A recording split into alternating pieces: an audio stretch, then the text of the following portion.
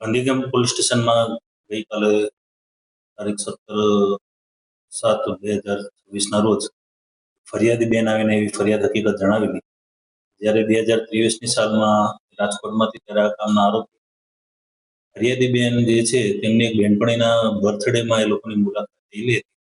ત્યારબાદ આ આરોપી જે છે ને નો નંબર મેળવી અને ફોન કરી એની સાથે મિત્રતા કેળવી. જ્યારે મિત્રતા કેળવ્યા બાદ એને જણાવેલ કે હું અપરિણિત છું ને મારી સાથે મિત્રતા કર, આમ થઈને એ લોકો ભોગ બનનાર તથા આરોપીની મિત્રતા થયેલી.